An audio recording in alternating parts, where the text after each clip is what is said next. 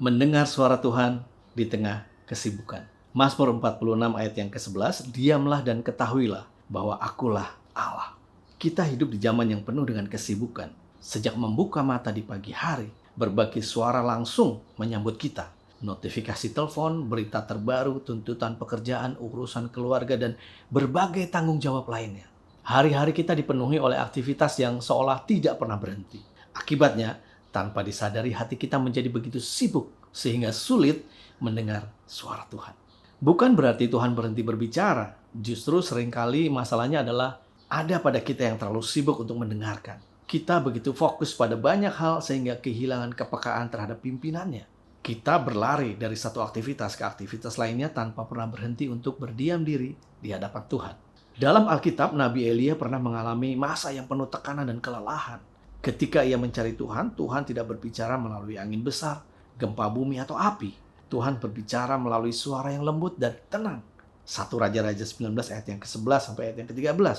Hal ini mengingatkan kita bahwa suara Tuhan seringkali hadir dalam keheningan, bukan dalam keramaian.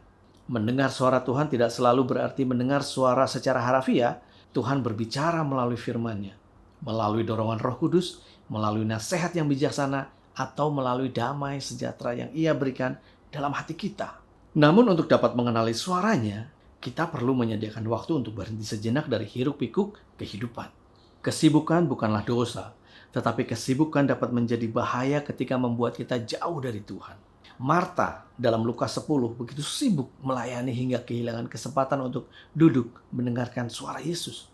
Sebaliknya, Maria memilih bagian yang terbaik dengan duduk di kaki Yesus dan mendengarkan perkataannya. Kisah ini mengajarkan bahwa hubungan dengan Tuhan harus selalu menjadi prioritas di atas aktivitas kita. Hari ini mungkin penuh dengan agenda dan tanggung jawab.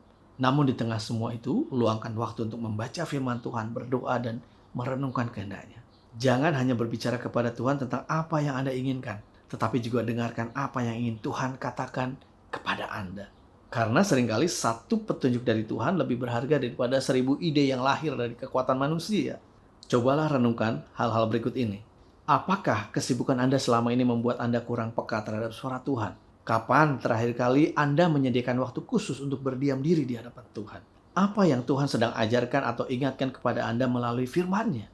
Apakah Anda lebih banyak berbicara kepada Tuhan atau mendengarkannya? Mari kita berdoa. Bapa yang penuh kasih, di tengah segala kesibukan dan tuntutan hidup, ajar kami untuk tetap menyediakan waktu bagimu. Berikan kami kepekaan untuk mengenali kehendak-Mu dalam setiap langkah hidup kami. Dalam nama Tuhan Yesus kami berdoa. Amin.